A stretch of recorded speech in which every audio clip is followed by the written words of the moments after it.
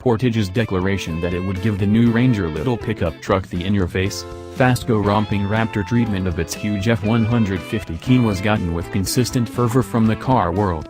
It looks similarly as sturdy and competent as the enormous one, however in a more reasonable bundle. I, as well, was energized. Be that as it may, it's not the execution pickup truck I truly need. There was at one time a period when automakers were taking oft-deceived out trucks made for the road.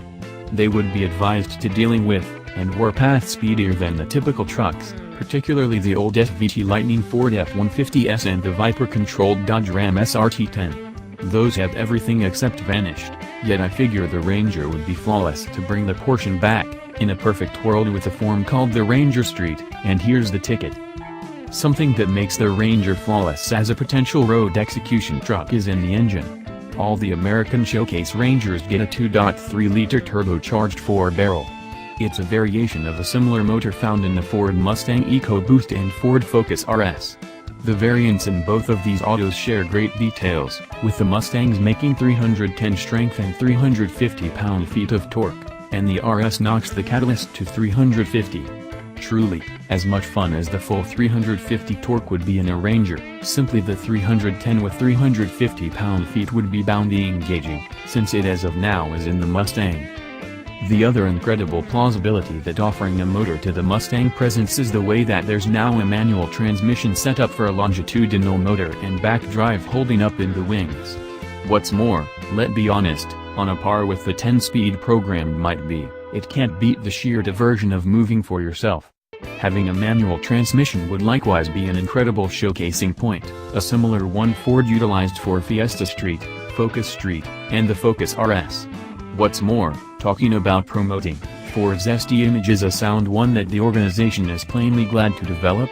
Simply take a gander at the Edge Street. Furthermore, that programmed prepared warmed-over Edge Sport has less execution potential than what we're proposing here.